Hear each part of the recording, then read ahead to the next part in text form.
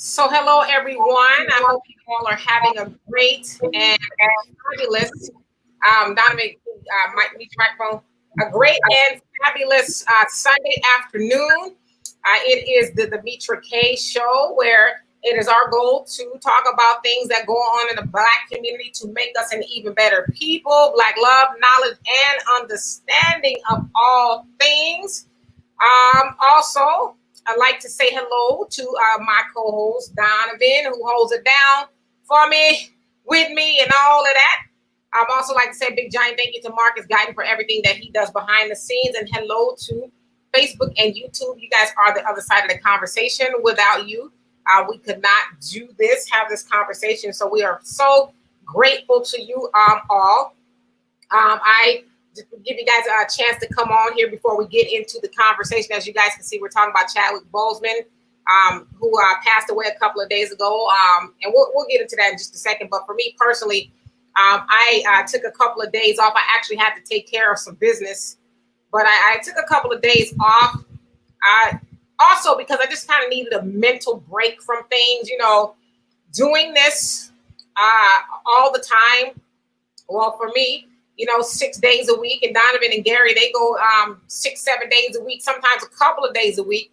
But for me, I just needed a break because when you don't decompress, sometimes it does get to you and you want to tap out and say, what am I doing this for, right? So for me, I just had to take a break, a breather, and I'm ready to go. I'm back. I'm back, and I'm ready to do this again. But I just said all that to say, really, sometimes we just have to take a step back from things so we can not only really reanalyze the situation, whatever situation that is, but to reanalyze ourselves mentally, and just have a good conversation with yourself and say, okay, this is not working, or this is a little bit stressful. What do I need to do differently? Because at the end of the day, all we have is ourselves. All we have is us, your mama, your daddy, your sister, whoever. They might say, oh, don't worry, I got your back. And that's, I guess true for the most part, but nobody's going to have your back more than you. And so it is always important to preserve yourself, especially mentally in this day and age, all the stuff that's going on regarding Black people. You really just got to take a woosah break sometimes. So I'll get off my soapbox on that. So Donovan, what say you? Oh, absolutely. Like I said, Demetra called me that morning, was like, hey, I'm in Houston. I was like, what? She had just stopped by my house to drop off some shirts or something like that. So, but yeah, absolutely. Because the thing is, you guys, what a lot of people don't know, and we're not dogging anybody out, but a lot of people don't do their homework. And so we've been telling you, we've been doing this for years. If you go to YouTube, you will see all the old videos of how we started to where we're at today. So it isn't nothing new. So, everybody's got their life to do, and we do what we do. So we've been, consistent in our message for years now. And if you would do your homework, and it does get taxing because you do get frustrated. And there were some comments on the War Zone and other shows that were saying, wow, Demetra really looked beat down. And you do, and the sad thing about her looking beat down is her own people are beating her down. That's the sad thing.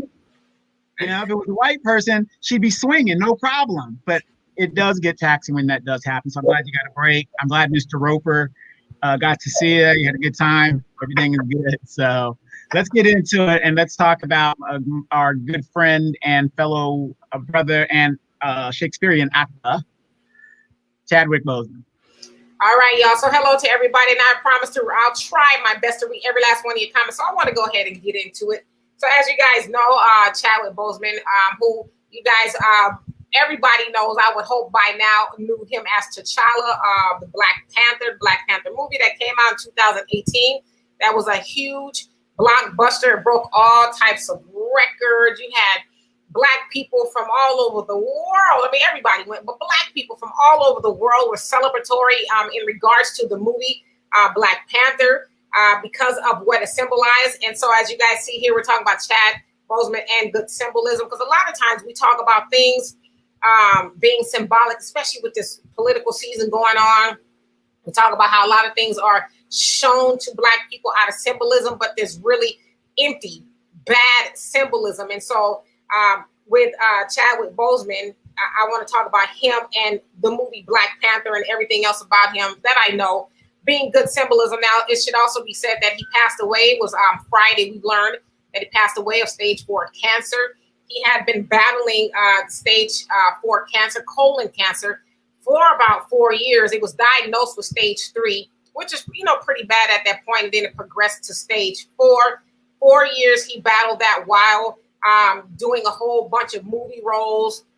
And in April, he went live, I guess, or he put up a picture or something, video, I guess it was, talking about Operation 42, where it's an organization that would donate money to hospitals to help Black people during the COVID, because, Black people are disproportionately affected by the COVID. We are more susceptible, dying at faster rates than everybody. And so he went on there. Obviously, 42 is for Jackie Robinson, the baseball player, his number. And so that's what it was symbolic of. And he was just talking about the organization. And many people got on there talking about him, how small he was, making jokes and jabs. And he was really just trying to highlight the organization, never once saying that he was sick. So no one, I guess, besides his inner circle, knew that he was battling cancer until he died. And so obviously it was very shocking to everybody that heard. The night that I heard about it, I was doing something. My daughter, she was just stopped dead in her tracks. And she says, I just heard, Chadwick Boseman died. I was like, what? How? And then she, told me how. And then obviously, I learned a little bit more. But, for a lot of people who only knew him as the Black Panther, you guys have watched some of his movies, you notice that he took a lot of roles that were iconic, if you will. He played iconic, larger-than-life people on the big screen. James Brown, Thurgood Marshall, something else to just skip my mind. Oh, Jackie Robinson. He also, the last movie I saw him in was The Five Bloods, a Spike Lee movie that's on Netflix. Really, really good movie, talking about the Vietnam era. I won't give it away, but it was really good. And so it seemed like he prided himself on taking roles that were uplifting to Black people. And it's also said, he grew up in South Carolina, that he experienced a lot of racism, being called, nigger, and being ran off the road by racists and things like that. And so wait, South Carolina, James Clyburn, fish fry country. Right. So he wanted to, do things that were uplifting to Black people. You guys probably also know the story that he was an alumni of Howard University, and that was made possible due to Denzel Washington making it possible for him to go to school or pay his tuition via scholarship that Denzel Washington had put forward. And so Chadwick Boseman said without Denzel Washington, there would have been no Black Panther, or at least he wouldn't have been playing it, because those things were all made possible. Angela Bassett talked about how things go full circle. Chadwick actually was her escort, as she was receiving her honorary doctorate from Howard, and he escorted her. Then obviously later on, they starred in the movie Black Panther together. And so there are lots of people all over the world are very devastated by his death, especially children. A lot of children are devastated because, Black Panther and, playing a king, T'Challa, he was very inspirational. And so I've also seen, and this is where the symbolism part comes in, I've also seen a lot of people say, well, Wakanda wasn't real. Wakanda wasn't real. T'Challa was a fictitious character, if you will. And I'm one of those people that say, okay, yeah, on the surface, okay, Wakanda is not real.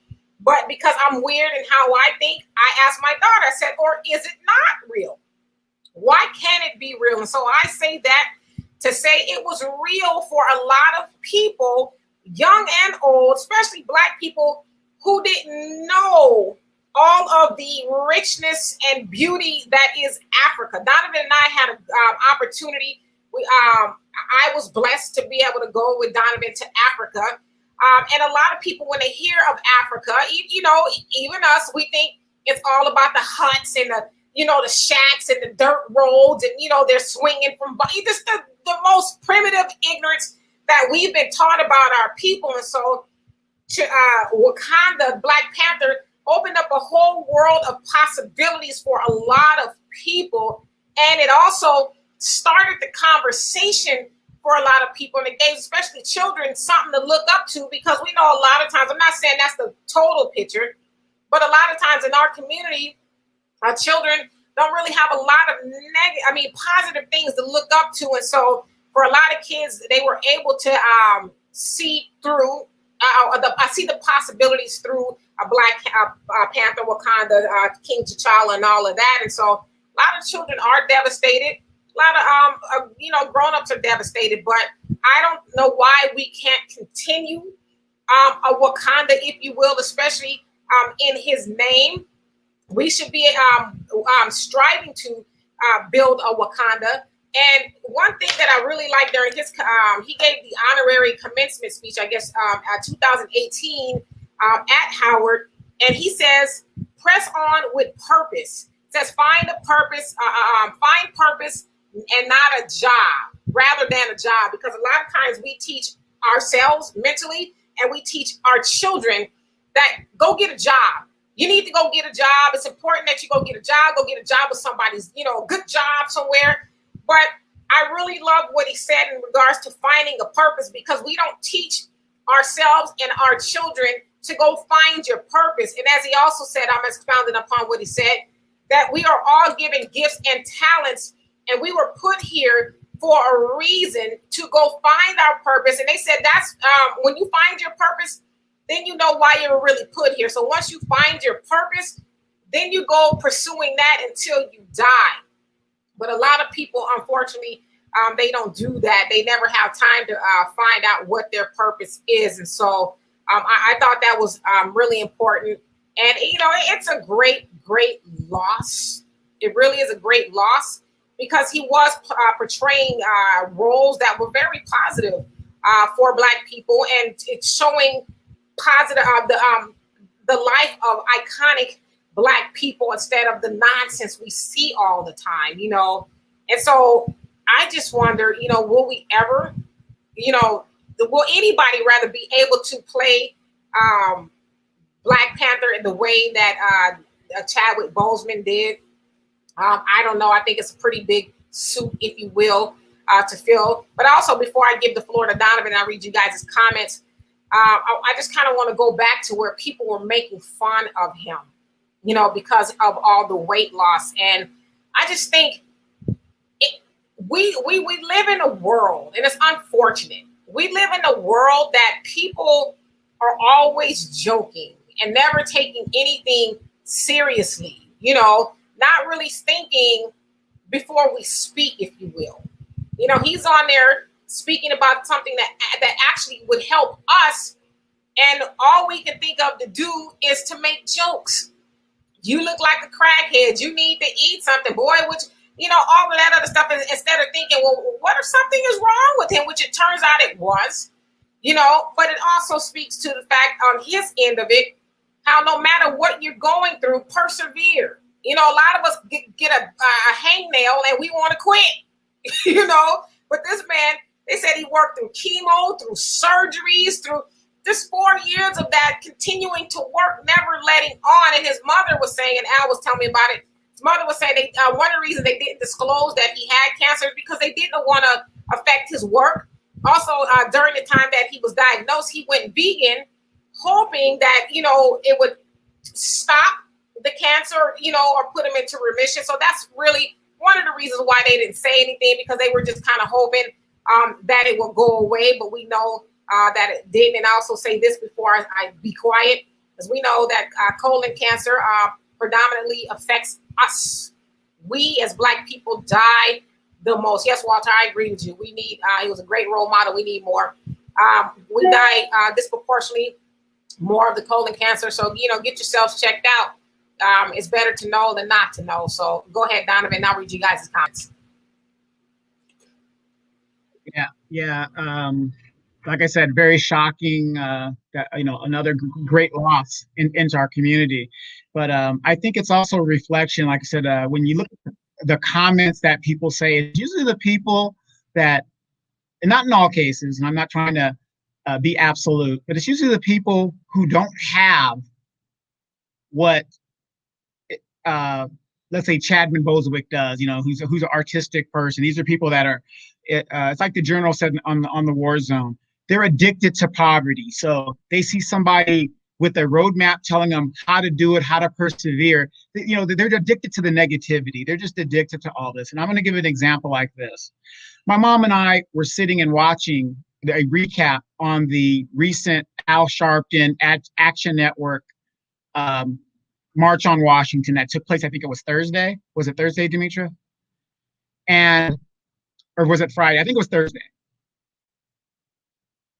Yeah. Okay, Friday. Maybe it was Friday, but we were watching a recap, and Martin Luther King III, was speaking, and you couldn't help but notice all the people behind Martin Luther King III as he was speaking. Sheila Jackson Lee, Al Sharpton himself, all of these so-called leaders and people with the big names. You can see the security telling them get off the stage or remain still or whatever. And me and my mom are looking at this now. 2 generations, baby boomer generation, Generation X. We're both sitting there with our jaws dropped. And I looked at my mom and I said, if this is leadership, if this is how our leaders are acting, I mean, it looked totally disarrayed because you couldn't hear anything of what Martin Luther King III was saying, because, he's not a great speaker anyway to begin with, but he's reading his notes. I mean, we didn't get the message because we were so bent on looking at the drama going on behind him. And that's what I was basically, my point of what I'm saying is this. We are so addicted to the drama that we miss the message. And when he spoke at that college, he put a message out there, but we love the drama. So. No, absolutely. I agree with you. So, you guys, I'm going to get to you guys' comments. And Tracy, what's happening? Says, hey, I was in Washington. Yes, I saw your videos. And Tracy actually was in Washington, the March on Washington with Al Sharpton, because her child's father was a victim of police brutality. And so she was out there representing him and others. And so, kudos to you. And Eula, what's happening? And you also say at the march on my way to New York. All right now, Miss Traveler. And you also say I marched my ass off, Rip Chadwick. Yes, absolutely. I saw your footage. And thank you for keeping us informed. What's happening? Brandy says, love y'all. We love you too. And Donna says, welcome to the Demetra K Show. And Jefferson says, hey, beautiful. Hey, a handsome family. What's up to you as well? He says, well, I lift you guys up. We appreciate that. What's happening? Alex says Netflix will show his last movie, Ma Rainey, this month or next month. I think they postponed it. They're going to show it at a later time, probably just out of respect to him and give everybody a moment to, get grounded with what's happened. So I believe they have to postpone that. But that's what Viola Davis is about a blues singer. And Tracy says, I thank you and appreciate y'all. Demetra looks bomb, period. Oh, thank you. Yeah, I picked my hair out today. I rarely do that, but today I did. And Jalen, what's going on? He says, I wish people would recognize him as a human being rather than a heroic caricature. Yeah, I think that they should. And I think a lot of people do recognize him as a human. But, to me, symbolically speaking, it meant a lot for people, especially kids, because there's a lot of us and a lot of our children who have no knowledge of self. Now, of course, I know that T'Challa is not a real character or person, rather, but the symbolism of it all is, well, you could be. We are royalty. You should be thinking in terms of yourself as royalty. But with all of the imagery that we see here, especially in the United States about us, as Dr. Claude Anderson says, we own less than 3% of the media. And the media, the 97% of the media, and even some of ours are negative portrayals of us. And so to see something like that on the big screen about Black people, Coming to America was also a depiction of that, but modern day, just to really see Black people in royalty. I love the character of T'Challa and all the other characters as well, and what it did for us visually and for us mentally, because a lot of us don't feel so good all the time as Black people. I hate to say it, but we don't. But I think that movie really gave people an opportunity, even if it was just for the weekend they saw the movie, to say, you know what, I am royalty. So You know the funny thing about that, D. I'm heavy into comic books, and so I knew about Black Panther in the early '80s. Knowing about it, and I'm not saying I'm disappointed, but it's kind of sad that you have, let's say, a comic book character, and a lot of people don't know this. There is a comic book character for every race on the earth. There's like a hero that we look up to. It's just amazing to me. As long as we've been in this country and as long as Marvel and DC Comics have been in existence, the majority of Black people, the majority, not everybody, did not know about Black Panther. And I mean, there's a whole bunch of like Black heroes and stuff like that in the Marvel universe and the DC universe. They didn't know about Falcon, who's another one. He was in the DC universe. That the heroes were there and we didn't know about it. And it was in a comic book. And for me, my aunt turned me on to comic books because I had a stuttering problem, and that helped me read. But we don't use those anomalies to help each other in our own community if we have kids that have a problem with reading. So I got turned on to the cartoon aspect of comic books. And as you know, I have some very lucrative comic books running around. Right. And Teresa says, play with her and see whoop your ass. And Donovan says, Wakanda is not real, y'all, but the symbolism of what we could is important. Well, as I said, it's not real, but we should be striving to make every day for us in our communities and our households a Wakanda. I think we really should be doing that. This is my opinion. And Jalen, y'all say this is the problem with idolizing another human. People forget they are not immortal. Well, who was it that said it?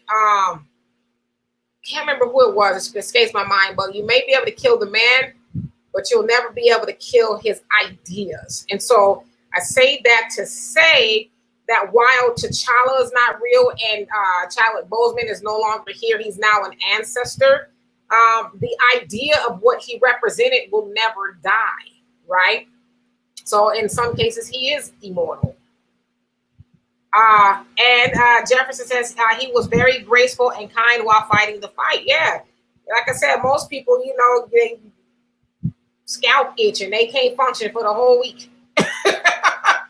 And Al says his passage should teach the world, keep your inner circle small because those that were close to him didn't spread his personal business. And yes, I've actually seen that passage there trending a lot on Facebook. I guess you can say that it's important to make sure who you have around you and make sure that they are going to keep your secrets. If you were not, because like to me, I don't need just because I don't tell you stuff about me doesn't mean I'm keeping it a secret. Especially in the day and age of social media, people feel like they got to tell everything about them. Oh, I bought this Carmex the other day. Oh my gosh, let me tell you about it and put it on my lips. And you don't need to know that. Like I travel places, I never even talk about it because it's like there's no need to know those things. But so I don't know if it's necessarily a secret. I think some people just have an understanding. Hey, what you say, like I don't need a non-disclosure agreement. You just know you my homie. Don't be telling all my business, and I'm not gonna tell all your business. But like I said, in the day and age of social media, people have this insatiable need to know and this insatiable need to tell.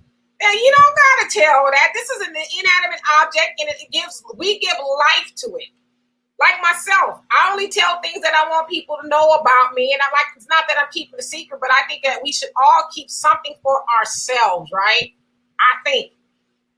And then let's see here. And Jefferson says, damn. And it's so weird calling you that. He says, damn sure better say that again. Yeah, going back to not letting people know everything about you. Now, would you address that to the young ladies and men when your ass is sagging or you're wearing the booty shorts and you're kind of showing everything? Would that be kind of the same type of thing? Let everybody know what you got? I mean, yeah, I think, you most definitely you should keep something for yourself. Everybody doesn't need to know all about you, what's all up under your clothes. My grandmother would say, especially for women, if you use meat to catch a man, you're going to wind up with a dog. You show them all your breasts and thighs, and then you mad because that's all he wants is your breasts and thighs. Well, you didn't show him your mind. I keep telling y'all I'm coming with it. podcast called What's Behind the Booty. Put everybody up on game. So anyway, Al says Chad played Black Panther in an earlier Marvel movie. Yeah, so he was part of that whole series, if you will. And you also say, please watch 21 Bridges, where he played a good black cop who actually showed compassion and, I skipped up, and compassion and no judgmental toward a black criminal. I have to check that out. Yeah. That was one of the last movies released, and I kind of noticed in that movie. I only saw the previews of it. He looked very, small and stuff, and I said something's wrong. That's, I didn't speculate what it was. I didn't see the movie. I said maybe he's in character, but I said that doesn't look like the Chad that I remembered. He was really, but check out the movie if you guys get a chance. Absolutely.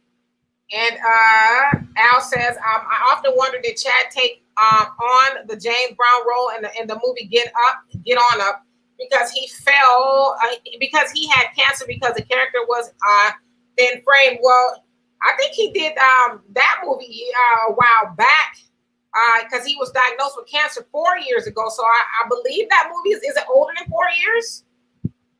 So yeah, so I don't know about that, Al. And then you also say, don't forget about the black cartoon character from the Super Friends, Black Vulcan. Okay. Y'all talking over my head now. And Teresa says, when are y'all going to do a show about why we hate each other? Why do we as black people hate on one another? Girl, that is let me see. Let me see if I put my other book up. Yeah, but so that's actually a good question, and it's a very loaded question. I would love to do that. Dr. Joyce DeGroot, you guys, Joy DeGroot, I don't want to call it Joy. Dr. Joy DeGroot has a book called Post-Traumatic Slave Syndrome, and she talks about that. And it gives you a great understanding. And really personally, it helped me understand some things about me, because I'm one of those people that I have triggers. And when I get triggered, I sometimes turn into the Tasmanian devil. And so it helped me to understand why I do those things, and I no longer do them as much. It talks about those things as to why we hate on each other a lot.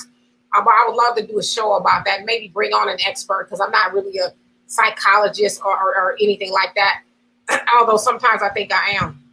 You also say, I watched this show because I felt like I didn't want to be dumb no more. Laugh out loud. Hey, Cindy. Well, you were never that. But as we always say, we all like to use the show as an opportunity to learn from each other, because we do that. We learn from each other. There's things we don't know that you guys know, and vice versa. But, just like I said, it's an incredible loss. And it is very sombering. Like it is. And somebody else said too, 2020 is just, I don't even have a strong enough word for 2020. It's 2020 has really showed its ass. Okay. 2020 has showed its ass. Somebody says, who is Star Mitchell?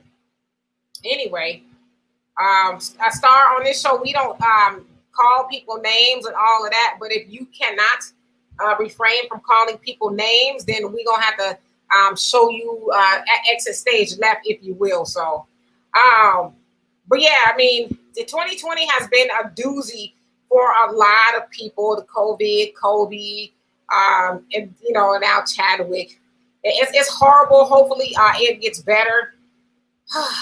But I think these things we should learn from. We should learn from these things. And like I said, just thinking about someone like Mr. Boseman, his life is a testimony of really just keep going. And the fact that, to me, he didn't want to tell people about him having cancer is because in some respects, he just probably really in his mind thought, I'm going to beat this. I'm going to beat this. There's no need to talk about it. I'm going to be okay. And, you guys follow me long enough. I lost my mother 4 years ago to colon cancer, and it was her second bout with colon cancer. And she too thought she was going to beat it. We thought she was going to beat it as well. And so you want to always in those situations speak positively, positive about those situations. Because I don't know, you just said something about being negative and speaking death, if you will, onto yourself. And so I get it. I completely understand why he didn't say anything. Because what happens when you tell somebody bad news? Oh, child, ooh, I sure hope you're going to be all right. Oh, my God, this is horrible. It's terrible. What we going to do? Oh, you gonna... And imagine if the word would have got out who's going to be the new Black Panther. So I'm going to keep these things to myself, right? And especially when things like that, people distance themselves from you because they don't want to catch it, and there, all kinds of stuff happens, and that negativity that's around you as the person going through the process actually helps you get worse, because you're not positive about your situation. So it's really a bad thing. Right. And so, I don't really have a whole lot more to say on it, but we'll go ahead and venture off into what Sydney said. And hello, and so Al says, hey, Donovan, I would like to see them recast Black Panther 2 and have Shuri take up the mantle like she does in the comic. Okay, so that was his sister, right? Okay, that could be interesting. Hello, Shelly. What's going on with you? And Cindy says, take care of yourself. It's important. You say, especially with our diet. And so let's go ahead and have that conversation. Now, this is where people probably going to be like, yeah, I'm going to head out. Our diet, especially as Black people. And listen, I'm no expert on diet at all. I struggle with my diet as well. But I tell you guys, and you guys know, and I've been a vegan almost 7 years now. It hasn't been terribly hard. I mean, I don't miss meat or anything like that. But, as I always say, Oreos and French fries are vegan. They got vegan ice cream. So there's a lot of stuff that can, even though you're vegan, can make you unhealthy. And so I'm actually reversing, or actually getting out of eating things that are vegan but unhealthy. But I just think, for us in our community, for some reason, we're not really grasping that whole diet thing. And I'm not saying this was true for Chadwick. I'm not speaking upon his diet at all. I just know that, his mother said that he went vegan, and he talked about it even before then, going vegan. But they thought going vegan would help to keep the cancer at bay. I would say when my mom changed her diet for a while, her tumor shrunk from 500 to almost somewhere around 50. And the doctors were amazed by that. And I don't want to say because she went back to eating bad, that's why the cancer came back. I don't like to play those games with myself, because those what if things will eat you up. But we do know that with a good diet, you have a better chance of staying here longer. And it's not just diet. And I talk about this documentary all the time. It's called Pulse. No. It's called, Slave Diet. I'm going to try to find it for you when Donna takes the floor. And I'm going to try to find it and put it in the comments here. But it's Post-Traumatic Slave Diet. That's what it's called on YouTube. It's about 2 hours long, but that documentary is kick ass. And it talks to us as Black people and how we eat and all the things that ail us as Black people due to our diet, and what we should be doing and what we should be eating. And so it should also be said, not only just diet, it's lifestyle. It's, things that stress us. And we know as Black people, especially in America, walking out the door is a stressful situation. You tie that to economics. A lot of us are struggling financially. Try getting a good night's sleep when you don't have any money, and if the first is on the next day and you got your rent is due. Try to get a good night's sleep when you're hiding your car, because and every time you hear you think the tow truck man is backing up to get your car. Those are very stressful things, especially for us. And so, also we have vices in our community, and I'm not saying it's just us, but we do drug usage and alcohol and smoking. We are the biggest consumers of those things. It's a fact, not my facts. It's a fact. We consume those things more than anybody. We also have a very sedentary lifestyle. I would say probably, don't quote me, but probably more than everybody else. We don't like to exercise as much as everybody else. We exercise, is not what I'm saying, but we could do more of it. And before I get these comments, and Donovan, you get the floor. I was talking to my daughter this morning. I try to go walking on purpose about 5 miles a day. And so in a week's time, I'll go about 35 to 40 plus miles a week. But I was saying to her, and we were having this conversation, I'm really kind of tying in to Chadwick. I said, I'm grateful that I'm almost 50. Godly, I'm almost 50, but at 50 years old, I am out there. I am pounding the pavement. I am walking like I was 16. That I don't have, any health issues. And I said, as long as I live, I will always take care of my body, whether it's exercising, whether it's eating, drinking my water all day, eating something green. I'm not going to, and this is really a vow to my daughter and my future grandkids, because this is why I went vegan in the first place. Is because I told her, I want to be a grandmother that can get up and do cartwheels and can run around with the grandkids. My daughters will be 30 in a couple of years, and there ain't no grandkids yet, so she may have one when she 40, which is gonna make me, pretty up there. So I want to be able to go do those things with the grandkids. And so I'm grateful. I'm grateful that I'm able to do those things, but it's not always easy. And, I just like to be transparent with people. I have hypothyroidism, and, now I'm going through menopause, and none of this stuff is easy. I do. But there's sometimes, like this morning, I was on a plane last night.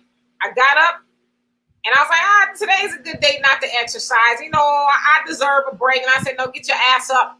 Get your ass up, put your tennis shoes on, and go do those 5 miles. And I did it. So, Donovan? Yeah, but thinking about Mr. Boseman, this man was only 43 years old. That's not a lot of time to do, things that you would want to do in life. Now, he did his passion, which was acting, and that's great for him. But just think, at 43 years old, some of the roles that he would have played, down the road, he was already playing iconic roles, but, what he would have done. And when you're kind of faced in a situation like that, why is it that we as people, we wait until it's the worst situation possible before we do anything about it? And then it's too late. When, right, and I'm not, I hate to keep saying I don't want to offend anybody, but I don't want to offend anybody. But like some of us that are right now that are overweight, okay? Just because I'm a skinny guy, but no, I'm a skinny guy, but that doesn't mean I'm healthy. But the point is, though, my doctor said I need to do certain things. Boom, boom, boom, boom. Oh, I'm gonna still have my chicken. No. If I want to have a healthy life and a longevity life, I need to do what is, in my best interest. Having a wig on my head or a hair weave to stop me from working out, it's just not the thing to do. And then you got to think about, you have children that are going to need you to guide them later on in life. I'm 50 years old, and I still need guidance from my mom and my parents and my elders. And we don't think about that. And then we leave these children here because, not saying that we're selfish, but we're not thinking of how it's going to be down the line. Who's going to defend my nieces? Who are going to defend the family if the man is not there? If Big Mama's not in the house, who's going to teach these girls how to cook and to cook for their children? Right now, young Black kids are affected by sodium that the mamas are giving them, buying them the top ramen and the cheap food, that they're going on, which is going to affect us as a people. 60 years has passed. Do you guys realize the Black population has not moved past 13%? We're the only group in the United States where our population is stagnant. In the 1970s, Asians were 3% of the population. They are now 8% of the population. I mean, we really got to think about these things. And to me, Mr. Boseman's passing, and I'm older than him. That's a warning. All these great people that are being taken away. I think the other day, if you guys follow basketball, Cliff Robertson played for the Portland Trailblazers, 52 years old, out of here. Craig Mack, out of here. I mean, we can go on and on and on down the line. Now, maybe there might be some extenuating circumstances, but I love Jesus as much as anybody else, but I'm not in a rush to meet him. Demetra? I ditto. And hey, Renee says, I'm sorry about your mother. Yeah, that was 4 years ago. But I tell you guys this, anybody who has ever lost a mama, Woo! You never ever get over the loss of your mother. I don't care what nobody says. You just learn how to live without her, and that ain't always easy. So I'm just gonna leave it there before I get the my mama. And Al says, oops, P.S. Christians, you are supposed to spread the gospel, not the gossip. Yeah, that too. And Sydney says, Al, that's the rumor. They're going to kill Black Panther and make Siri the star. Well, I mean, that would be nice, you know. She was a very strong character in the movie as well, from what I saw. And then Donovan says, Al, that would be cool. Or they could make a dark recast from the hood of an unknown or something like that. But keeping it in the royal line would be the move. Okay. And then Shelley also say, I am hearing that a lot of folks, Black, were making fun of his Chadwick's deteriorating appearance because we are so quick to judge before knowing any details. Yeah, we were. Jess Hilarious, the comedian who's supposed to be funny. I don't terribly find her funny, but she's taking down one of her pages called Jess with the Mess, because on that, I guess, page, she took him to task and was making fun of him, making jokes. And, you know, she the other day was lamenting about how she didn't know, and, you know, she shouldn't be talking about people and stuff. But I didn't hear the original rant, but it sounds like she went in pretty damn, you know, hard on him, and all he was trying to do was bring awareness to an organization he was behind, if you will. And Cindy says, I'm not going to say it. It's just diet, the atmosphere too, even the water supply. Yo, it's everything, especially in our community, right? You know, it's way more than that. And Al says, because of the bad habits, Black people are the first in everything worse and the last in everything good. Yeah, you know, I know that sounds kind of jacked up, but there's some truth to that, you know. And Cindy says, I let Donovan know, but not everyone. I was exposed to a patient's blood. So after a battery of tests, oh boy, I saw the HIV. I was like, Lord Jesus, I am HIV negative. Good about that. And he says, I'm still on those pills until next week. My colleague was cut. My colleague was cut. My doctor this week. And he was reckless. She's a new mom, married 14 months. And the patient with HIV, I have been stressed. Golly, that is. But see, you know, Sydney, you in the medical field, and lately you've been exposed to a lot of stuff, COVID, and now this. So, you know, please do be careful. You're out there doing what a lot of people would not have the strength, even mentally and physically, to do. I'm one of those. So, you know, my hat is off to you. Benny, what's happening? You say we hate each other because we're so insecure, and we perceive any form of critique as an attack or any disagreement as betrayal. We become extremely tribal, entrenched in our beliefs, and even though we claim to be the biggest free critical thinkers now, but actually we went from one form of cognitive dissonance to another, refuse to analyze, and totally unwilling to accept new information. We just don't want to be wrong, so we fight to the death. And you know what? You're 100% right. I was having that conversation with my daughter. You know, just having conversations with certain people. We have to know when to tap out with certain, having conversations with certain people, because we're not going to change their mind. And, you know, and nor should we try at some point, right? But I agree with you. Unfortunately, we don't know how to receive new information, you know. As they say in the Nation of Islam, it's not what you know, is what you can prove. Also, people defend things they have no knowledge of. And that's not all of us, but a lot of us. We gonna defend it, even though we've been shown that it's wrong. That's not what I heard. Nah, you lying. You know, no shade, but I had a conversation with somebody yesterday, was telling me that I should vote for the Democrats, and you know, because Trump. I said, well, why? Why should I do that? Because Trump is crazy. He's crazy. I said, okay, well, tell me about some of the things you disagree with. Well, Trump had the kids in the cages. I said, well, you do know that started under the Obama administration, right? No, that's not true. No, he didn't. No, I said, okay. Well, you can go Google it. And they weren't receptive to that at all. And so I wasn't trying to change their mind, but it was just mind-blowing that they didn't even want the new information. They firmly wanted to believe that Trump was the one that started the kids in the cages. And what did they call Obama deporter in chief? Said that he actually deported more illegal immigrants, if you will, than any president has. So, but they didn't want that information. And so I agree with you, Benny. We are, as you guys who may read, the Bible says we are destroyed for our lack of knowledge and our rejection of truth. Because when we get the truth, as you said, cognitive dissonance. We can't unbelieve what we've been taught to believe, even though we have gotten new information. There's just no way. I'm not going to. But like I said to a lot of people, if you guys close your eyes, those of you guys have spent some time in church, close your eyes and envision Jesus. Most people will say, "Oh, I see a white man. I see a white man, rosy cheeks, blue eyes, long blonde hair, or whatever color it is."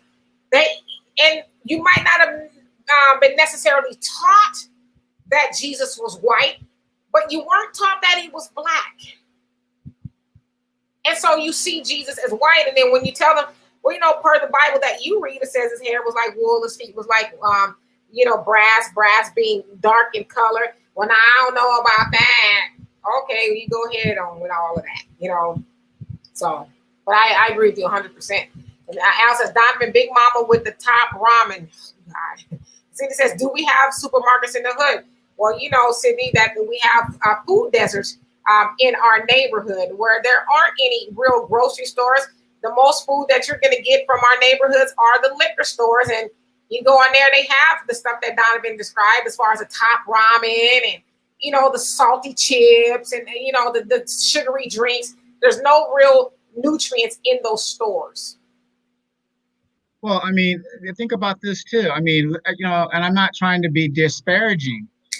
You look at some of the kids, they're obviously obese. I mean, people can see it, and yet we're still feeding them, just whatever they want, chips, candy, no exercise. We don't take them anywhere. They're always in their rooms on the Atari or the PlayStation or whatever it is they're doing. We don't make them exercise. And then as they get older, the health problems for the children are now exasperated because we didn't intercede and step in while they were younger. And the pediatric specialist was telling you, hey, they need to be in sports. They need to do that. I don't want to go to sports, Mama. Do that. Make them. Right. So, so to his point, and Sydney, we have food deserts, but we need to change that. And even if you don't have a grocery store in your neighborhood, go to a grocery store. Go find one. It's going to take some effort. I tell you guys all the time, when I lived in Illinois, I was out there for a little bit. I didn't have transportation at the time, and I walked to the store. And it wasn't close. So sometimes when I know I needed to go, as Donovan would say with his old-fashioned self, go make groceries, I would walk to the store and then get all the things I needed, and I would catch the bus back.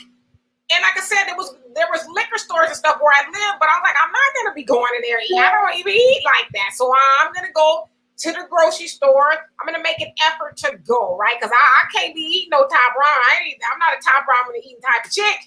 So I need to go get me some fruits and vegetables, but we got to make an effort until we do then. But we also know the other part of that is we do see about $1.3 trillion in our community every year. That's what we earn as Black people in America, but we give 93% of that, 97% of that away, keeping only 3% of that. And so if we made an effort to start maybe a grocery store, it doesn't have to be big.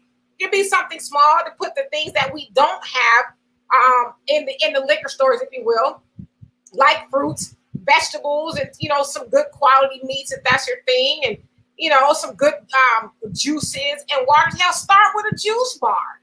We need juice bars. We need healthy things in our neighborhood, so we can start there. But we should stop really making excuses. But like I said, I won't eat top ramen for nobody at all because I know it's not food. Yeah. Have you noticed that there are no fitness centers in the hood? 24-hour fitness is not in the hood. What's the purple one? That's not in the hood. I mean, there's nothing advantageous for us to better ourselves that is put in our neighborhood. Yeah, well, those are the things that we need to build. I don't have a gym. I don't have a gym membership. I haven't had one in years. Over almost 30 years, I haven't had a gym membership, but I still go exercise, right? But we can start a gym. There's a lot of personal trainers in our community. I see them all the time in some of the pages that I follow. So we need to go to them instead of giving our money to these gyms. Go hit up these Black personal trainers who, know our bodies more than anybody, right? I would guess. And let's see here. Get you guys' comments. And Shelly says 100. Donovan says, Sydney, damn, brother, they need to give you guys way more support. That is scary. I agree. Al says, I wrote a George of the Jungle song about Sonny Bono, Sonny Bono. Watch out. Al, grow up. What's happening? David says, just got on. Good afternoon. Good afternoon to you as well. And Sydney says, I wish. And Jeffrey, what's going on with you? Says, Jesus is fake as hell. Well, you know, some people worship Jesus. I'm not one of those people. But I don't try to discourage people from worshiping who they want. At one point in time, I did, you know, and that's before I knew better. Now, I want to say this too, because a lot of times, especially when you say this to Black people, you know, oh, I don't believe in Jesus. Oh, you an atheist, you a heathen, you're going to hell. I didn't say I didn't believe in a higher You're power. A Trump supporter. You're a Trump supporter. I just said, you know, I mean, is there some form of Jesus somewhere? Sure, you know, but the way that white supremacy has taught it to us, not hell no. No, I'm not even going to sit up and pretend like I believe in any of that, right? And so, Netia, I hope I said that right, says, I agree. And how you doing, by the way? And Al says, amen to that shit. I don't even know what he's talking about. And Cindy says, well, just tear each other down. I knew he was sick. We can tell, but we made jokes about him, and that is painful death, which is why I said on my post, we need to have more light with each other. It was disturbing to see, and TMZ is full of shit as well. So they were talking about him too. And to your point, Cindy, anybody who has gone through cancer and knows somebody who has gone through cancer, that's a horrible, horrible thing to go through. Like I said, I watched my mother go through it. Thank God she didn't suffer in pain, a lot of pain, like a lot of people have. But yeah, that's not a joking manner, right? And Al says, dear Black people, it's probably said buy groceries, not make groceries. Sydney says there's a Planet Fitness in the neighborhood. Okay. Al says there's a fitness center in the hood, the grassy trail leading to the broken fence. You need to stop it. What's happening? C. Ruffy says, good afternoon. Keep up the good work. Thank you so much. I appreciate that and appreciate you for being here. Real quick, I want to address Al's comment because do you know those apartments, Demetra, the Carter that we call right up the street from me, north of me off Cottonwood? Al, we actually do have that fitness center there, that trail and that fence. When you said that, I started laughing because we actually have that. We actually have. Silly. And Natia, he says, hey guys, or hi guys. He said, yes, you did. Okay, good. But I be mispronouncing people's names, and trust me, it's not because I want to. It's just, you know, sometimes I don't be pronouncing things right. And Davey says, I'm getting ready to watch the Hidden Color series. Yes, I've watched most of them. I haven't seen, I think, the last two, but you know, they're pretty enlightening. For it's a good start for people who don't know who we are and the things that pertain to us. It's a really good series by Tariq Nasheed to watch. So yeah, let us know what you think. I actually have them somewhere. C. Ruffy says, too many of our people are addicted to sugar and salt. Yes. And that's what's in our neighborhood is sugar and salt. Like I've got to salt and guns. Wow. You know, but I've gotten to the point in my diet, and like I said, I'm cleaning my diet up. I'm actually trying to go down a total of 30 pounds. I'm about 10 pounds in. Yes, Donovan, I'm about 10 pounds into that right now. It wasn't easy. No, I'm gonna have to just say something here. Okay, some people are good with a healthy weight. I mean, you could be a thick girl and have your curves and all that good stuff like that. Now, Demetra, I've seen you when you got small, and that just wasn't. You look great. It ain't Demetra, you know what I'm saying? So I'm just saying 30 pounds. I'm not saying you can't do it because you've done it several times before, but I don't know. Okay. 25, maybe 25 pounds. As my dad would say, you get all that weight off that pretty brown frame of yours. You don't need it. So, you know, I'm trying. You know, plus, women, listen, I'll tell you this to men, because listen, men, I'm going to holler at y'all for a second. Let me holler at y'all for just a little second right here. I know y'all like y'all women thick and, you know, curvy and all the right spots. But listen, when women get older, we can't sustain all of that. Your knees get the creaking and cracking and, you know, get the hurting and your back, you know, so, because, you know, there's a thing called osteoporosis. And so while you wagging that big old booty around, your back is like, no, ma'am. So I know, fellas, that's kind of hard for y'all to hear, but we need to kind of come on down a little bit for health reasons. And that was my public service announcement for you fellas. And Cindy says sugar is worse than crack, and it absolutely is. They've actually done studies that say that sugar is more addicting than cocaine. And it is. I mean, if you guys, I'm tell you something. Donovan will say amen to this. If you guys have ever tasted his Kool-Aid,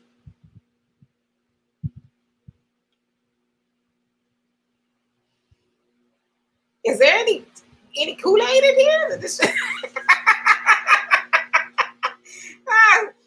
And Eddie, what's happening? He says, look like no one matter. Okay. And then David says, I am learning through a nutritionist. We as a family is on the same record. Yeah, you know, and that's the thing too. I love that you said that you're learning through a nutritionist. Like, we need to get knowledge about what it is that we're doing to ourselves. And with the day and age of Google, there's no reason to say, I don't know, right? There's no reason to say, why. Go on Google. And I'm going to put that documentary in the section here.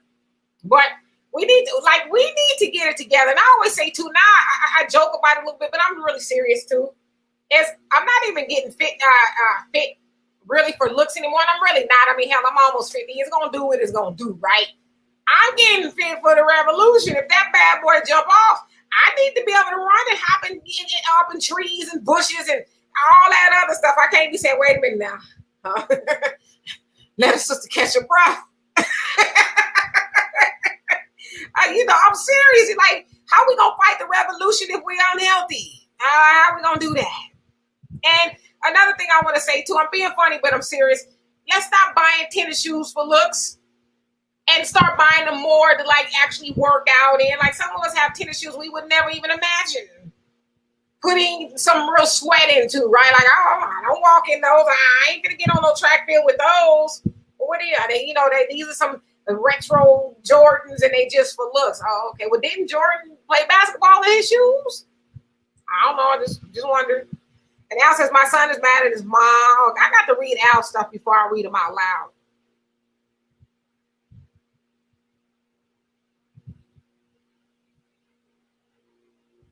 I ain't reading that one either. And Cindy says, I am reading Grey's Anatomy, close to 900 pages, learning a lot. Okay. And that's actually a real book. You know, we know that as the series of the TV show Grey's Anatomy. But I'm assuming you're learning a lot about the body, if you will. I think. And Eddie says, where? I think I saw you asking me, where am I from? What did it say? Women are from Venus and men are from Mars. I'm from Venus. And Al says, I just saw the preacher at the store. It says, nice bumping into you. I said, next time I hope it's in front of a wood. What is you on today, brother? Whatever you doing, Al, cut it in half. Don't smoke as much of it at once. It's a little bit too much for you, okay? Cut it in half and lay up off it and then go back to it, okay? And then maybe drink some water behind it. And what's happening, Donna? Long time no see. I always want to say this to you guys. If it wasn't for Donovan and I would not be able to do what we're doing, because when the COVID jumped off, we social distance and we're like, how are we going to do the show? And Donna was like, listen, and she tried to tell me a couple of times. And then finally, I was like, okay, let me see what Donna's talking about. And this here is StreamYard is how this is happening. So I want to say thank you to her. But you say, shop the perimeter of the supermarket, make things on interior shelves, many things rather, most things on the interior shelves are not good for you. Yes. And what she's saying is, so when they say you go into the grocery store, go on the outside. That's where your dairy, your cheese, you know, that kind of stuff, if that's your thing.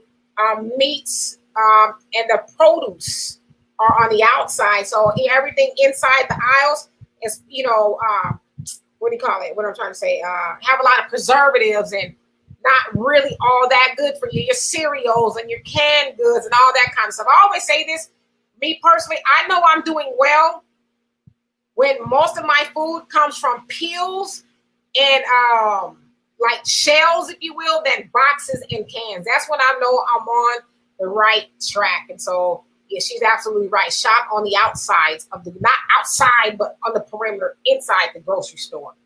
And what else do we have here? Al, I would love to read your jokes, but you need to come with something I can read. And Corliss says large is one thing. These women are XX large and have slide heads first into Rasputia. Stop it, Rasputia. Norba's wife. Morbid obesity is not the new sexy. No, and it's not, but and I really want to stress this because I'm with somebody who likes women a little bit on the bigger side. And I don't get big and cute when I get big. I get big and look like Jabba the Hutt. So I don't like that look on me. I look like a linebacker. I don't like that look on me. I don't have the frame to do it. You're a taller girl, maybe. I'm 5'3". You're a taller girl, and you can hold. I can't hold all that weight and look good. But to your point, Corliss, it's not, and especially in our community, we are told, that's sexy. Obesity is sexy. And listen, I'm not gonna tell no man what should be and what should not be sexy to him. But I would just say, especially to the ladies, it's sexy to a point. After a while, it's just unhealthy. You can't be thick with high blood pressure. Thick with diabetes is not sexy. Now, I know you can be thick and not have all those things, be thick and healthy. I'm not talking about those people, but I'm saying overall, we as Black women get sold a false bill of goods and saying, ain't nothing wrong with you being a big girl. Well, it is wrong because it's hard on your organs after a while holding all that weight. And you got to think about this, since our community has a lack of wealth. Yeah, you've got crappy Obamacare, but if you ain't got any money to pay the copay, you can't even go to the doctor to really, fix what it is that ails you, or at least get a diagnosis of it. And then, it's just financially, it's draining on the limited resources we already have, all for the simple fact that we won't just get up and walk the dog. I mean, look, it is so bad in the Black community. The dog suffers from high blood pressure and everything that we suffer because we feed the dog what we eat. Even that, the animals are suffering. And it's just so sad because, again, that's an unnecessary bill that we're going to have to pay down the line. Right. And I'm glad that you said that, Donovan, because they always say, and Corliss, you say very true. And Al says, Donovan says, Al, I have that fitness center up the street. Okay. I forgot what I was going to say. What were you saying? Well, I was saying how that being, morbidly obese or not working out, it's actually costing us money in our community down. Yeah, that's what happens. I had a senior moment. I have those a lot. Let me stop talking before I forget again. I forgot. I did. Okay. Within our community, because we lack wealth, it happens to all of us. Okay. She is about to turn 50, so let's give her a break out. Lack of wealth within our community, that's another bill that's created that's taken out of the house. Yes, there you go. Okay, let me get right to it if I forget. You gonna pay now, God? You gonna pay now, or you gonna pay later? Let me repeat that. You're gonna pay now, or you're gonna pay later. So what do I mean by that? I hear this a lot, you guys. Oh, you're a vegan. I heard it's expensive to be vegan. It costs a lot of money to be vegan. It costs a lot of money to be eating like that. Really? Compared to what? Compared to eating horribly? Up until the time I'm 50 or 60, and then I get, the bad news from the doctor. Wow. And then I gotta be paying for all this medication and going back and forth to the doctor. You're gonna pay for it on the back end, so you might as well pay for it now. And me as a vegan, it's not that expensive. I mean, I don't buy meat. Some of the stuff I do buy, like the almond milk or cashew milk. It costs. It's costly because you don't get as much like a gallon of milk. But I know that me drinking a cow's milk is not good for me. So I'm gonna spend a little bit more money on some milk if I want to drink that. Like I said, almond, cashew, rice milk. I'm wearing the rice milk now. We drink rice milk. So those things can cost a little bit more money. But like I said, compared to what?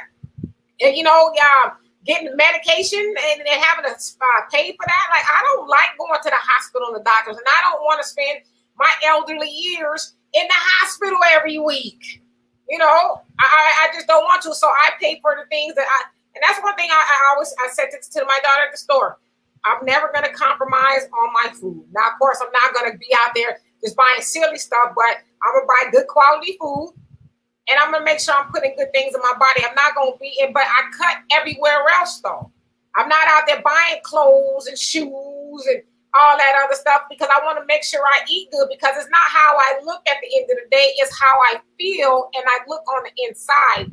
And if I got the nicest, yaki wig on or whatever, and, the Louis Vuitton, all this other, if I got all that going on and I'm sick, who does that really do anything for? I gave everybody, a facade, a show. Oh, she's cute. Look at her, that dress, those shoes.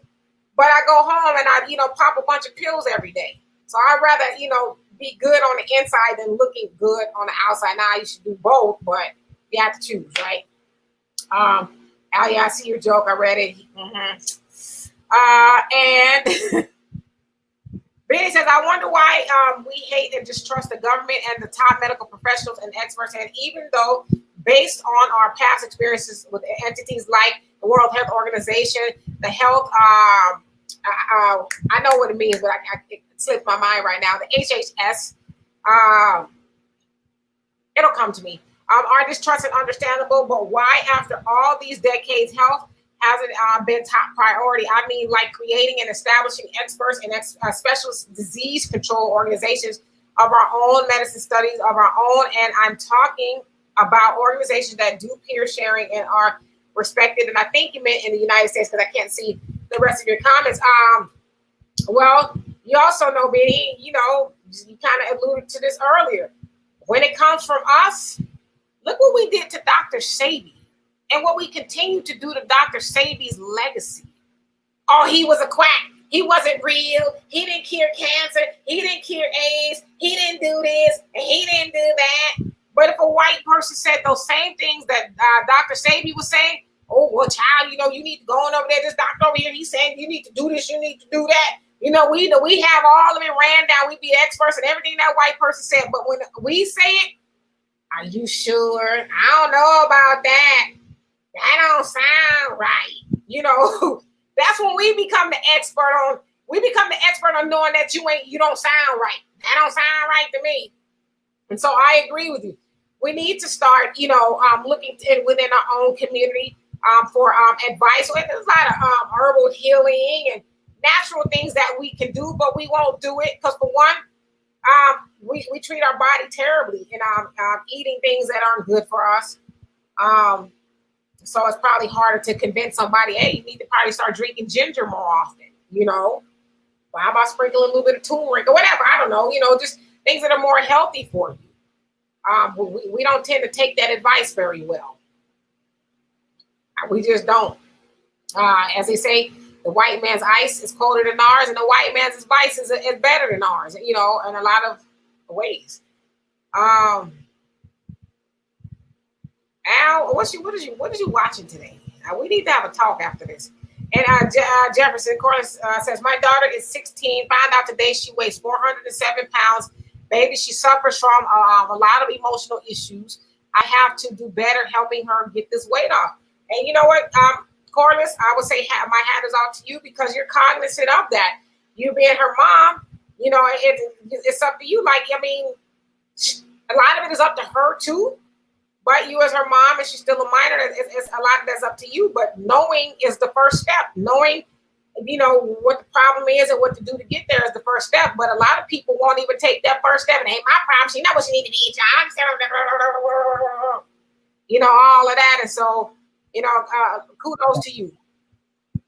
Absolutely. Like I said, just you start where you're at. Just start on that day. But I want to also address, and like I said, to the parents, not just the moms, the dads too. Stop going out of your way to get one child Burger King, get the other child a McDonald's. The one wants to, you're going all over town just to get them individually what they want. When we were coming up, at least in my household, what was put there, you always had a choice. What mom cooked and what was put there, either you're going to eat it or you're going to bed hungry. And that was it. And we got to stop giving these kids, letting them make decisions on diets that is not good for them. Put your foot down and say, no, we're going to go and eat this or whatever. But I know some friends of mine that will take one kid to Taco Bell, then go all the way across town because the other kid wanted Wendy's. I mean, it's just crazy. It's just a crazy thing. We got to stop doing that. And, you know, because our eating habits as adults is formed when? What we learned at home. Yeah, and then we teach that to our children. And Donna says it's not expensive to be vegan. I agree, but you know, I hear that a lot. You know, organic. Well, it's like you're gonna spend it all, you know, $20, $30 eating out. I mean, hell, you might as well go buy some organic fruits and vegetables. It'll last longer and you'll feel better, you know. And Davey says that's my father's favorite saying: pay me now or pay me later. Absolutely, you're gonna pay now or later. You might as well pay now so you can live longer later, right? Like I said, I ain't trying to be old having to go and have shots and blood drawn and, you know, eye doctor, feet doctor, you know, I'm good. I don't want to be going through all of that. And think about that term, pay me now or later. I would rather pay my bill now than later, or get my money now than later. Because look, a pandemic just hit. How many people, all them loans that you loaned out to your friends, and you need your money now because your mortgage is due? What are they saying to you? Get in line like everybody else. Right. And Sydney says we currently spend 1.45 for every dollar we make on medication. So we're overspending, right? Is that what we're saying here? And what's happening, Valoria? And he said quality is better than quantity all day long. Yeah. And we know we get cheap food and we get a lot of it. I mean, how much are top ramen packets? 10 cents sometimes? 10 cents for a whole bunch of noodles, and there's absolutely no nutrients in those things at all, right?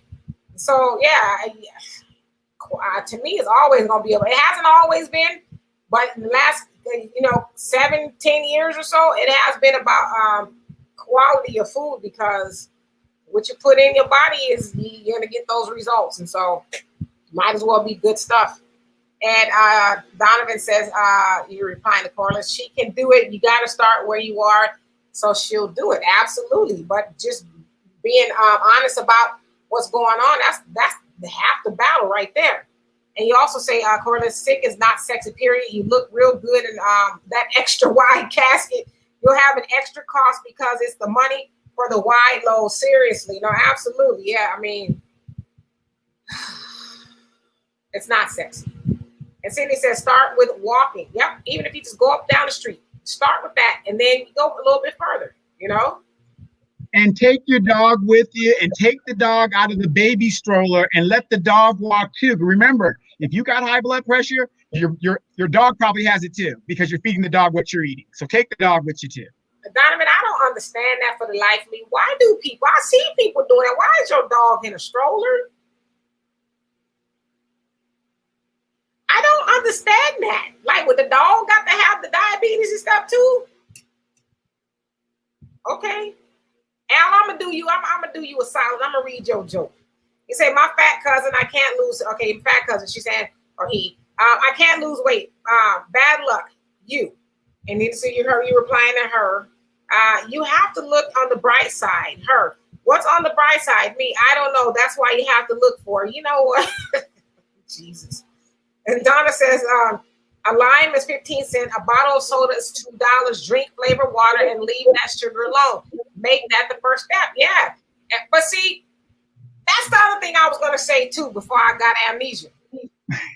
People are lazy. They're lazy. I don't want to do it. They don't even think to do it. It's just like, you guys, I kid you not. Like, there's sometimes my finger, I got call it my knife finger for whatever reason, will have little slits on my finger from cutting like the fruits and vegetables, the juice and the cook and all of those things. And sometimes I'm in the kitchen, I'll get up in the morning. I won't even go in there to do that. I'm like, let me go ahead and juice. Okay, well, let me cut these vegetables up because I want to eat later. 2 hours later, I'm done with the juicing and the cooking and stuff. And I'm like, My God. So I kind of understand why some people just like, hey, it's better to go get a hot pocket, put it in the microwave, and keep pushing. But those are the things you have to do if you want to be healthy. Our parents did it. Our grandparents did it. They went to the garden and plucked the stuff out of the garden that they cooked and put it on the table. And we're the generation now of we got to go get it out of the freezer, put it in the microwave, and we gonna call that a dinner. No, I don't think so. Was you gonna say something, Donovan? No, okay. And let's see here. And Al says, no, Al, it wasn't a doctor. It wasn't an R. Kelly song. Sydney says, is there a reason why Dr. Sebi left the U.S.? Well, he has a village over there. I think it's called Ursha or something like that, where he was curing a lot of people. A lot of people go over there to cure. So he was over there. But his businesses and stuff are still they still are. I'm thinking maybe it's a little watered down now. I know there was some kind of a feud with the people who are running in his family. But he lived over, I forget where it was, Honduras. He lived over there, and that's where the clinic was. So I don't know why he left. But Dr. Sebi helped a lot of people, and I talk about it a lot. My mom was one of them. We actually took her to the Dr. Sebi clinic in Los Angeles and got the consultation. We paid for all that, got her all the herbs and stuff. And it seemed like it was helping. And then, my mom, the creature of habit. And again, I don't want to say that's why she's no longer here, but like we all do, we get to the point where we lose all the weight and we got that little size. I was a size 4, y'all. That was a little too small. But we get to the size 4 and we feeling ourselves. And you're like, oh, okay, I'm going to be eating some old French fries because I look good now. Forgetting that the French fries is why you had to lose all that weight in the first place. And so a lot of times people just get complacent. I feel good now. I'll go back to that just a little bit. I ain't going to go all the way back. I'm going to go have me one piece of chicken. Then pretty soon you're sitting up with a whole bucket watching Forensic Files. I did that a couple of times back in the day. And not knowing that one piece of chicken could possibly be what triggers the cancer cells in your body to replicate. Right.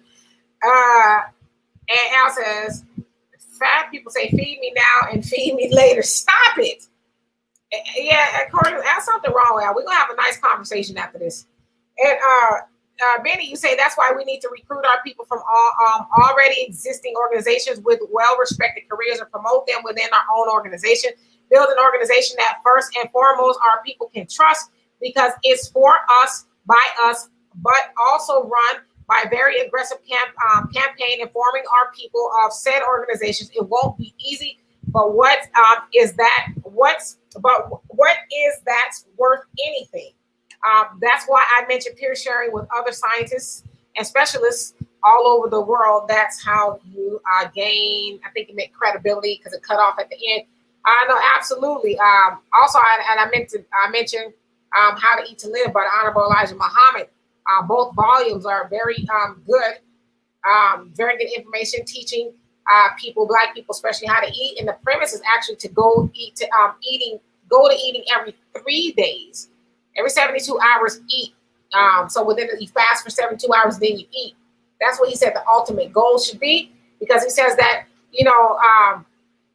and I call breakfast a social construct. I joke about it, but we've been taught that, especially over here in America, that we need to eat 3 times a day, and then some snacks. But it's like, I personally can't eat 3 times a day. I don't have time to eat 3 times a day. But Honorable Elijah Muhammad was saying that we wear our stomachs out because let's say you do eat something in the morning, your body's still digesting that. Oh gosh, it's 12 o'clock. Let me go get something to eat because it's lunchtime. So then you go and you shove some more food down there. Your stomach is like, wait a minute. I'm still working on breakfast. And then guess what time when 5 or 6 o'clock comes? And Donovan's terms, because he's old fashioned, it's supper time. It's supper time. Then you go get something for dinner. And then so your stomach is just constantly working. And we actually wear our stomachs out. Yeah. And if you really think about it, if your stomach is trying to digest meat, it's giving out a higher acidity within your stomach. So now you put in some, let's say, vegetables, which is a lower content. And so you're just that stomach is just all over the place. So. Yeah, wear it out. And then you end up with a lot of ailments, and cancer being one of those things. And I guess you're applying to Corliss. Al says, thanks. I'm screaming as well because Demetra is not reading none of my jokes. I'm reading some of them, but some of them are a little bit to the my left, your right. And Sydney says, wasn't asking, telling you there is a reason why he left. Oh, okay, got it. Well, they also, there's these theories, I don't know how true they are, that, he was a wanted man. And it's even said that his death was really a murder. So there's a lot of reasons why I'm sure he left. But I still follow. I don't eat totally alkaline. That's when I lost a man. It's when I got to my smallest when I was doing the alkaline diet. Because there's a lot of things you can't eat. And I really stood by that.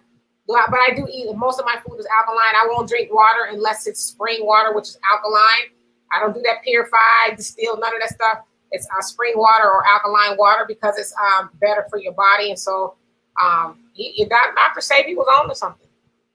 And Benny says, all the Black billionaires and millionaires that are trying to figure out how and what to invest in, this is it. These schools are pumping out specialists and scientists every day. We need to jump into the game and overpay them if we have to. And Farrakhan, during the Criterion speech on 4th of July, was talking about how the U.S. needs to stop blocking the Cubans from coming in and actually helping Black people, medically speaking, if you will. They want to, but the United States is not allowing them to do that because it would be beneficial to us as well. And so I agree with you. We do have to start forming these alliances. And yeah, it's people with all this money to spend. Why not spend money on that? And Al says, what's more of a popular fat saying? Hey, Kool-Aid, or hey, it's Fat Albert?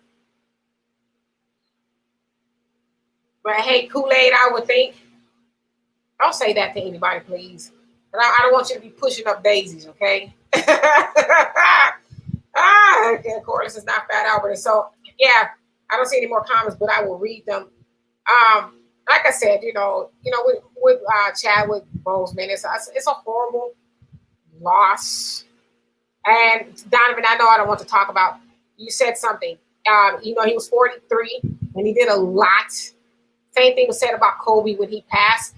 He did a lot, and it was a lot that those two were going to do. And they were friends, by the way. There's a lot that they were going to do. But look at all the things that they did in the short time that they were here. I don't care what nobody says. 43 is a short time to be here on the planet. You are still a baby. At the age of 43, you're still a baby. Life is just, you're beginning to understand things differently. When you're that age, you're starting, I would say in some cases, you're starting to mature when you get to that age. And so there's a lot of us, and I throw myself in that because I'm learning every day. There's a lot of us who won't even do 1/4 of the things that Chadwick did. Won't do it, won't bother to do it. You know why? Because our belief system is off. We don't believe that we can. We don't believe that we will. We have been sold a belief probably by our parents and just society in general. Listen to all of the greats, all of the greatest to ever do it, especially in our community. I think of Sidney Poitier. Sidney Poitier, he's not ADOS, if you will. He is from, where is he from, Donovan? Haiti or something like that? Barbados? Yeah, he's from the Caribbean. Caribbean. His story, I always think of his story when I think of a success story. He came over here not really speaking good English or whatever at the time. He said he went to an acting audition, and from what the director told him, he bombed. It was terrible. And the director asked him, he says, what do you do for a living? He says, I'm a dishwasher. So he, took a job as a dishwasher, hated it, obviously. He says, oh, really? Then you need to go back to doing that because you'll never act. You're horrible. It was the worst audition I've ever seen. Go back to being a dishwasher. You're done. And he said, not only did he not go back to being a dishwasher, he used those words to inspire him. So I say that to say a lot of our greats have been told that by somebody, whether it was a teacher or a parent. Oprah. I know we're not big on Oprah now, but I like some of the things that Oprah said. She said when she was 4 years old, she remember hanging laundry and sheets and stuff with her grandmother, who was a domestic. That's what they called them back then, who was hanging the sheets of white people. And she said her grandmother told her at 4 years old, pay attention because you're going to be doing this one day. And she said even then, as a 4-year-old, she knew she was not going to be folding white people's clothes. And so she said she went on about the business of being greater than what her grandmother has tried. Now I say the word tried to speak into her very little life, tried to speak into her psyche. And that doesn't make her grandmother a bad person. That was all her grandmother knew, was to be a domestic. She never saw, for whatever reason, again, doesn't make her a bad person, she never saw her granddaughter as being something bigger, as being the wealthiest, one of the wealthiest Black women in the world. She never saw that. But a lot of us, we have those things spoken onto us, and we walk in that, what was told to us. Go get a job, son. You know, you got to go get you a job. You know, I got this good retirement plan. I retired off. There's nothing. I'm not knocking that because somebody had to do it. But a lot of times we sell those things to our children instead of saying, you know what? You need to go start your own business. You can be an entrepreneur. They did it. You can do it too. Is it scary going out there and not having a 9 to 5 to clock into? Hell yeah, it's scary. But what's also scary, and I know I'm on a soapbox now, but I'm very passionate about this because I've taught these same things to my daughter. What's very scary is clocking out of a job one day and you've been there, you gave them all your good years. You gave this job all of your good years. You get that funky old gold watch they promised you when you first started 40 years ago. You finally get the watch. You retire. You don't have the energy anymore. You didn't get to do any of the things you wanted to do. And for those of you guys who follow the Bible, say I used to, you know, it says as when you're young, you're supposed to go run with your youth. Don't waste your youth. Go do the things now because when you're older, you're not going to be able to. It's physics, right? It's the laws of nature. You get old. Do them while you're young. But we teach that to our kids. Go on and get a man. You know, somebody 40 years. And then when you get old, you can have your 401k. You have your retirement. You can, you know, you can go do it. You ain't going to want to do none of that when you're older. You're going to sit back and watch TV all day. And, you know, and that's your life. And so I just like when I think about Chadwick, I think about all of the things that he did in his very short life. And there's a lot of us who won't ever do it. Les Brown, one of my favorite motivational speakers, said there's a lot of wealth in the graveyard because a lot of people die and they take their talents and their gifts and their patents and their ideas with them, never ever doing anything with it. And so I'm going to get to you guys' comments. I just want to kind of get on that soapbox a little bit. Let's see here.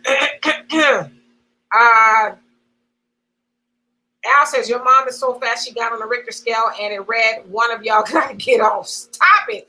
And Courtney says, live your life on purpose and F the BS real talk. Yeah, you got to. And Al says, my friend is depressed because he's overweight. He can't even pull himself together because his arms are too short. Silly.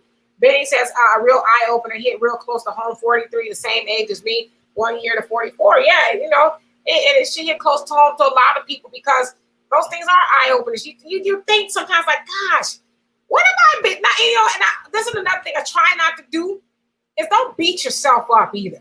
Don't beat yourself up and say, I'm a loser. I didn't do anything with my life because it's never too late.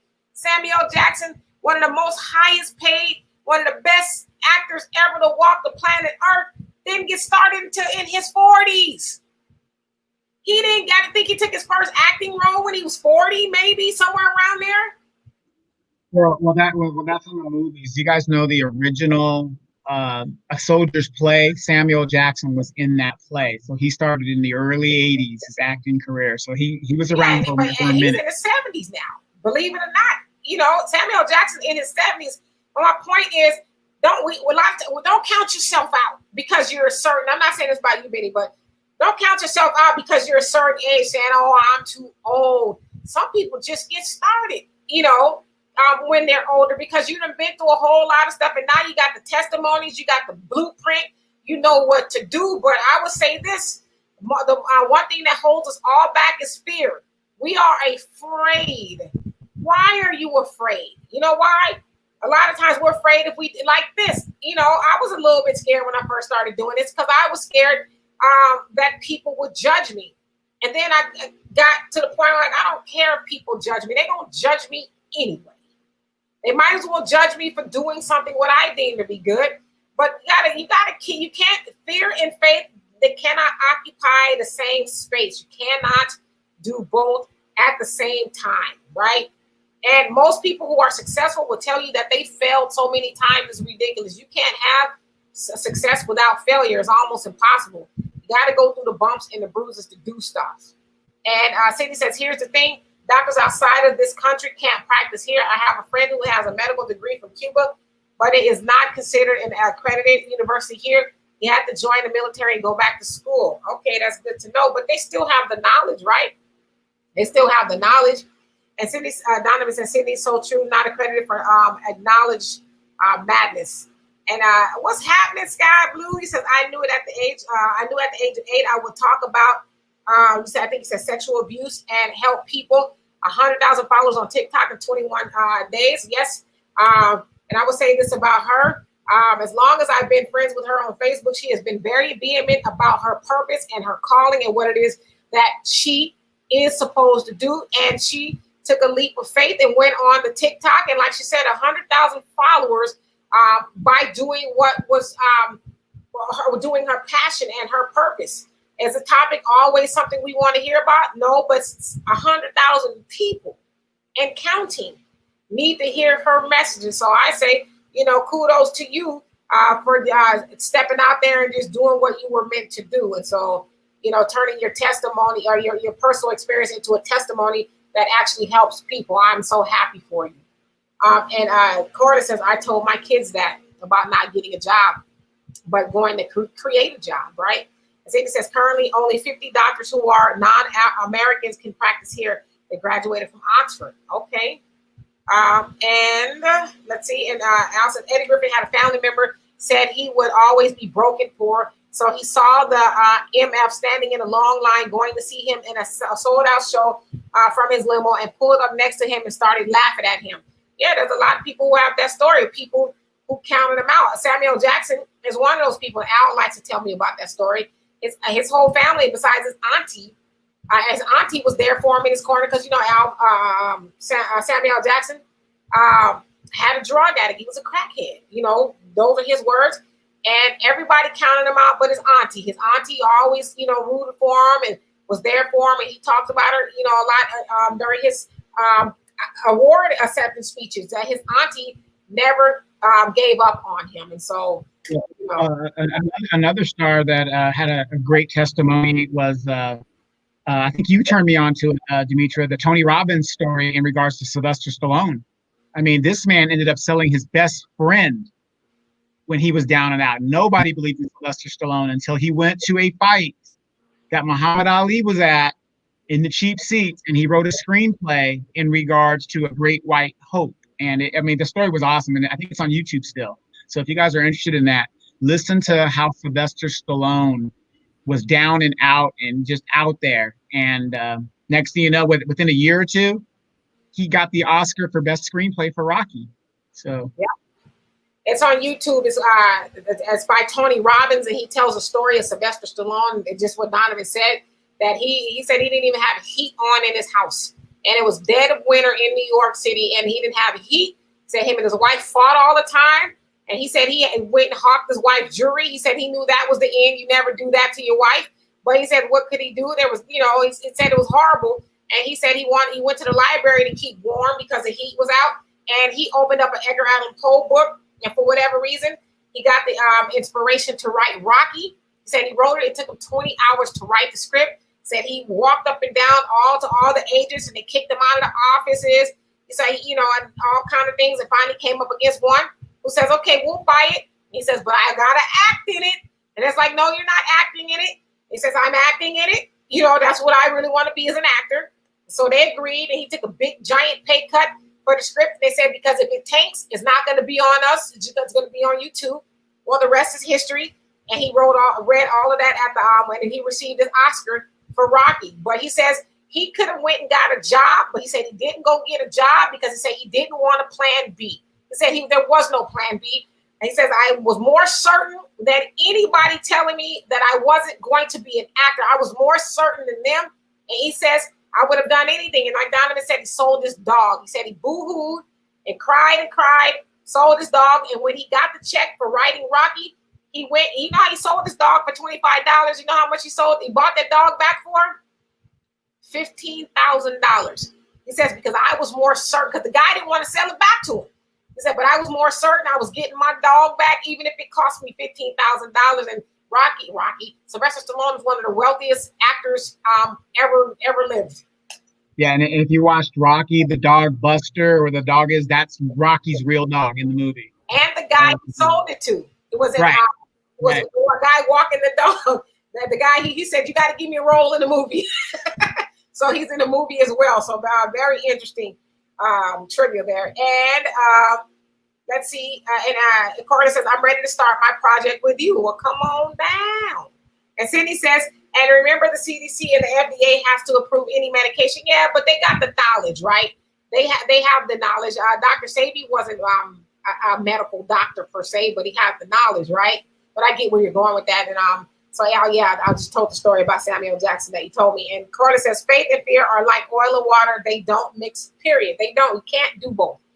And Sky Blue, you say, yep. And I'm almost 50 years old. Never too late. Nope. I mean, you're like, she is really blowing up because we spoke, I don't know, maybe a month or so ago, maybe 2 months at this point. You know, we're just kind of, talking about it. And she was just getting started. And the rest is history. I mean, the sky really is the limit if you just get out there and do it. So that's awesome. And Al, you're so silly. He says, your friend's testimony, that's that the sky is blue. Yes, the sky is blue. And the sky is the limit. And now Corda says, I have my daughter follow you. She needs to see a woman of color that has recovered. So she's talking to Sky Blue. Absolutely. And Al says, don't forget to watch P-Valley. It has some good messages. Yeah, I actually started watching that, believe it or not. It's interesting. Hey, Tanaya, what's going on? He says, good evening, Demetra and Donovan. And Al says, Stallone's dog name is Buckus. Yes, indeed. So anyway, guys, I don't see any more comments, but I just think it's important that we, especially as Black people, really get to the point where we feel good about ourselves and use Chadwick Boseman's life as a testimony as to just do it, right? Just get out there and do it. If you fail, so freaking what? You won't be the first. You won't be the last. But as my mama would say, if you just keep going, you are bound to get success. Just keep going. Just because when you stop, somebody else is going to pass you up with the very same things that you were trying to do. Every I thought about something or invention, he says, hey, I thought of that. Well, guess what you didn't do? You didn't act upon it. So that's why you're talking about what they did that you was thinking about. So anyway, Al, you say, Sky Blue, have you seen the Lena Horne movie, Stormy Weather? Al I don't know what's going on with Al today, but anyway. Well, so you guys, sure. Real quick, let's talk some movie trivia. How many of you guys have seen the movie with Lana Turner? What is it with the black girl and stuff, and the daughter? She tried to act past. What's the name of it? Imitation of Life. Imitation of Life. Two versions. There's two versions. The earlier version and there's the Lana Turner version. The Lana Turner version, which is the more popular one, based on whatever it is. The only cast member that is still alive is the girl that played the daughter. And so that's for those that kind of wanted to know what happened to some of those cast members. And she's the last one. And this woman's 83 years old. Absolutely. So you guys, please, if you have TikTok, I don't have TikTok yet. But if you guys have a TikTok, please follow Sky Blue. And there's her handle over there at TikTok. Very good, helpful information. Need to know things. And she tells it. She tells us straight with no chaser, which is what people need. And so you guys, please go over there if you have a TikTok and follow her, and follow her journey as well. And as always, if you guys have something that you are doing and you want us to talk about it, sure, we'll talk about it. It's our pleasure to help everybody get to where they need to go, because that's what it's all about. And so, you guys, please do have a great rest of the day. Do something fun, less stress, right? And eat some good food. And watch the Black Panther or whatever, any of Chadwick's movies in memory to him. But the best way to keep his memory alive is to strive for the excellence that he too was striving for. And so we will see you guys tomorrow night on the War Zone. We're actually working on something really good. I won't tell you guys now. It will tell you guys when it's confirmed, but I guarantee you it is going to be mind-blowing when it happens. I promise you. Anyway, you guys, please have a great evening, and thank you, YouTube and Facebook and Marcus, for everything you do behind the scenes. And of course, Donovan, thank you so much for you make this job a lot easier. See you guys tomorrow.